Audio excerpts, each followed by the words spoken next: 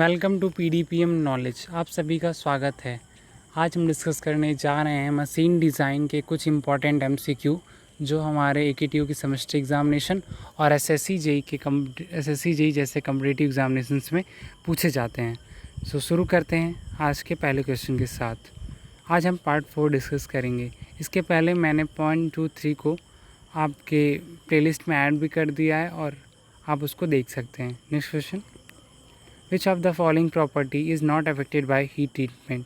कौन सी ऐसी प्रॉपर्टी है जो कि हीट ट्रीटमेंट के थ्रू इफेक्ट होती है? तो ऑप्शन है हमारे hardness, B strength, C ductility. तो all these properties are generally affected by the when we provide a heat treatment to the any surface material. So option D, all of the mentioned are affected by heat treatment. Next question, annealing involve heating the component to a temperature. Option A, slightly above the critical temperature, B equal to the critical temperature, C slightly less than the critical temperature, D none of the mentioned. Option A is correct, slightly above the critical temperature. Now see the explanation. In annealing, component is heated to a temperature above the critical temperature. Next question, which of the following is true? Option A, rate of cooling in normalizing is faster than in annealing. Annealing improve ductility, normalizing improve grain structure. All of them mentioned. Option D is correct. All the above lines are true according to the annealing. In annealing, the furnace is switched off and the component cools slowly. In normalizing, component is air cooled. Next question, quenching. Quenching is also a process of a cooling, but it is rapid cooling. It is generally used to make the material generally brittle. So now see the options. Quenching consists of heating the component to the critical temperature. B, cooling rapidly. C, increases hardness. D, all of the mentioned. Option D is correct. All the above are correct. Now see the explanation. During quenching, component is rapidly cooled, which leads to the formation of martensite, hence hardness is increases. Next question, tampering involves reheating the quenched component to a temperature greater than critical temperature. B, increases the brittleness. C, reheating the quenched component to a temperature equal to the critical temperature. D, none of the mentioned. Option D is correct. कोई भी option tampering को लेकर के सही नहीं है। वाकई tampering होता क्या है उसको हम देखते हैं एक्सप्लेनेशन में।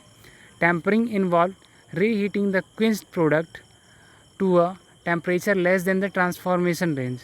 It improve the ductility and reduce brittleness.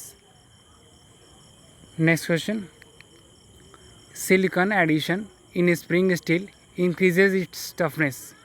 So given statement is true or false? So it is true.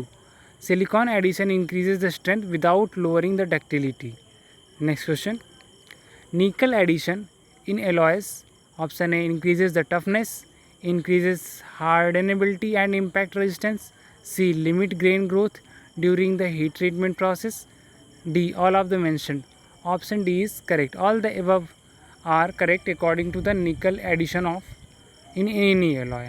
So nickel addition increases generally the toughness by limiting the grain growth. Next question, flame hardening involves. Options है हमारे heating the surface above the transformation range. B, quenching after heating. C, minimum case depth is near about 1 mm. D, all of the mentioned. So all the above are means A, B, C options are correct. So option D is correct. Flame hardening is a process of heating the surface with a flame above the critical temperature and then quenching it. Next question, induction hardening process involves. Induction hardening जो की जाती है वो क्या क्या involve होती है? Option है हमारे heating surface by induction in the field of invariable current, case depth minimum of 2 mm are produced, heating surface by induction in the field of alternating current? D. None of the mentioned. Option C is correct. Heating surface by induction in the field of alternating current. Now see the explanation. Heating can only be done in the presence of alternating current, not a constant current.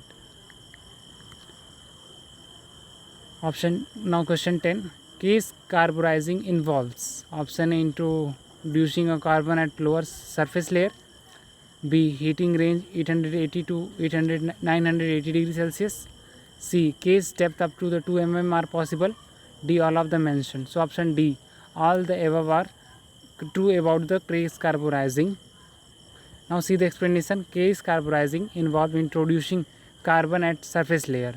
Medium can be liquid, solid or gas, and high case of depth of possible. Next question. Which of the following are not true for carbon nitriding? कौन सा ऐसा following दिया हुआ है option जो carbon nitriding के लिए गलत है, मतलब नॉट ट्रू, सही नहीं है. Introducing carbon and nitrogen at surface layer. Component is heated in the range of 650 to 920 degrees Celsius. Cyaniding is similar to carbonitriding except that of medium is liquid. D. The process gives a lower wear resistance compared to case carburizing process. Option D is correct. Carbonitriding gives a wear resistance greater than compared to the case carburizing. Next question. Which of the following are true for nitriding?